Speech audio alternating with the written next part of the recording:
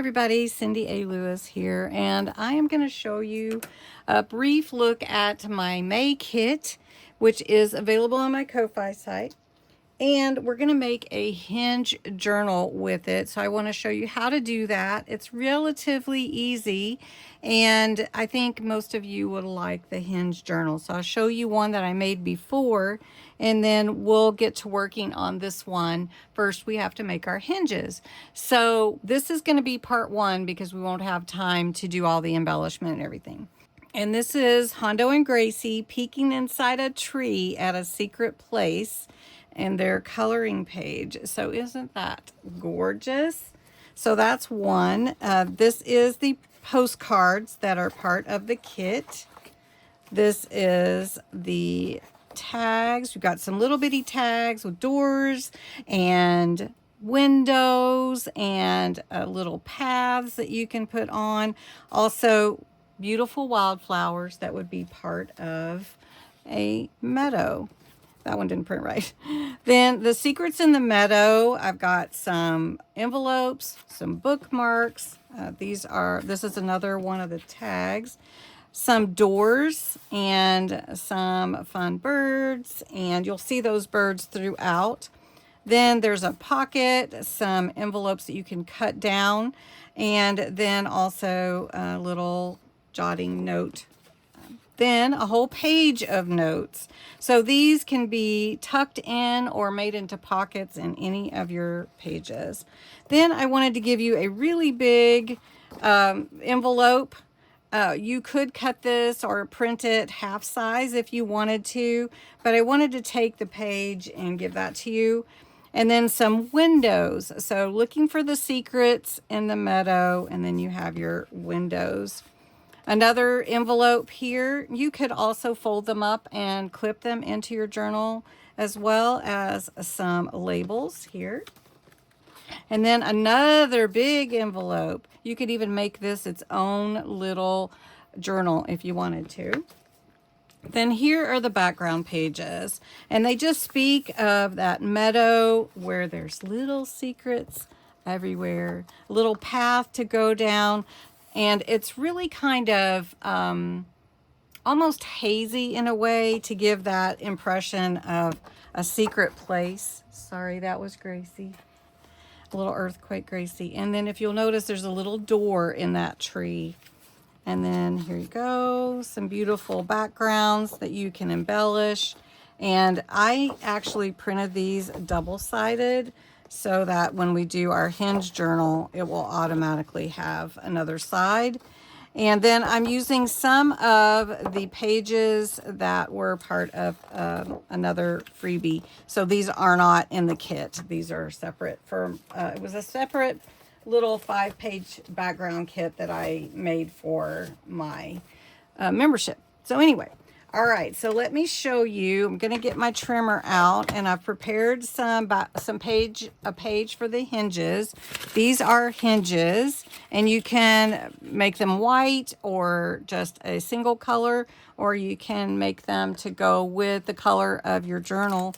This is a hinge journal I made last year, and you can see all the hinges, this is the spine, and you can embellish the spine if you want to.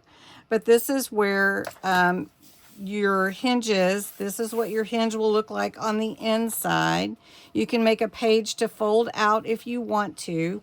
We're going to cover some chipboard on the cover for our paper. Our paper is 8.5 by 11 printed. So I'm going to show you how to make the hinges, and then we're going to start putting together the journal, and then we can embellish it in another video. So that is a hinge journal. To make your hinges, which you need first, you're going to cut your paper the height of your pages. So mine is 8.5 by 11. So I cut my paper, my hinges about 8. I think I cut these about 8.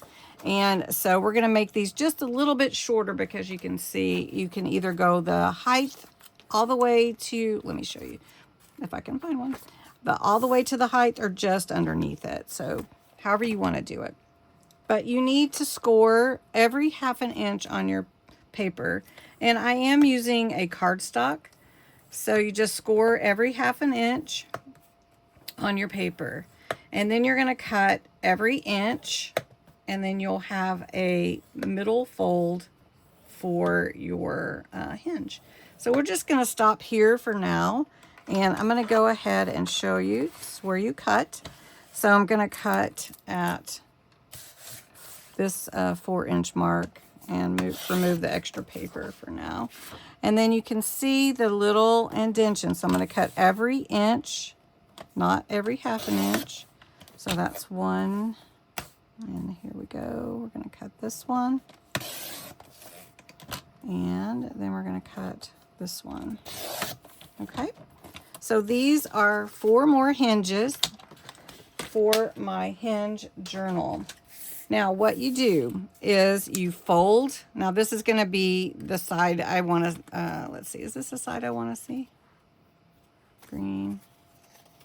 Either way, it doesn't matter. All right, so you can fold it however you want. We're going to just fold these all like this, but I think I'm going to fold them inside out actually. And then you cut from the corner in just a little triangle off like this.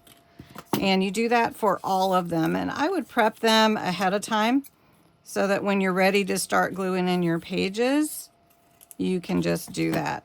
And I think I do want the green out. So what I'm going to do is refold these the other way, because you glue down the inside like this. So I'm going to fold them this way.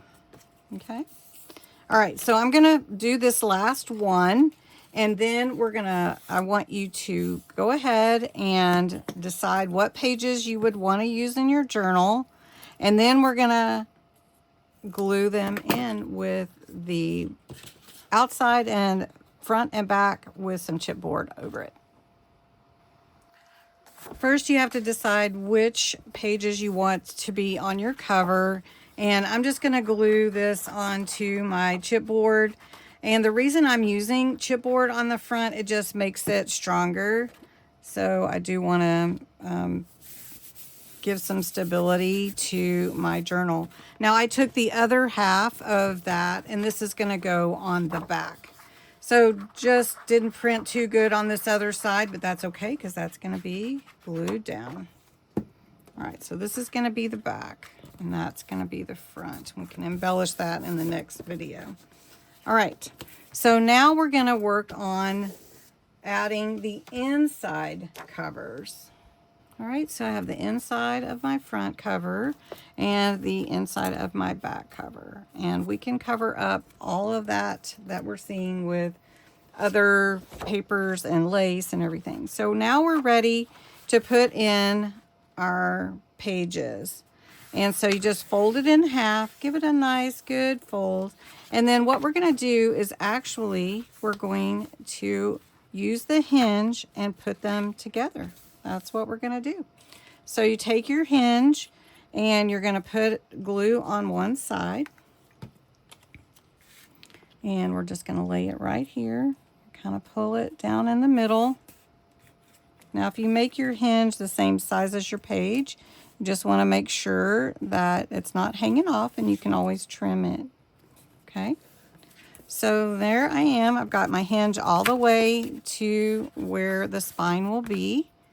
All right, and then I'm going to take glue, and I'm going to lay my folded page right over that, and this is going to be where it glues down to this hinge right here, so you can see. And then it opens up, and there's your hinge. Okay, and let's keep going. So I'm going to take my hinge and glue it to this one. And so let's make sure we're all the way scooted. It's not moving.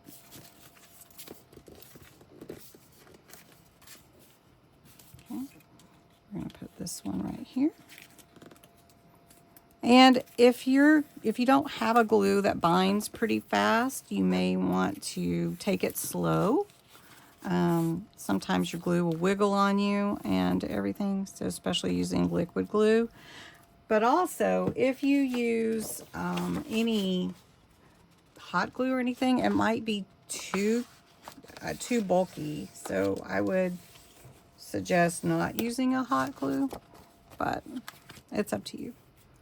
All right, and I'm just using these pages I printed from the kit, and these are all on cardstock.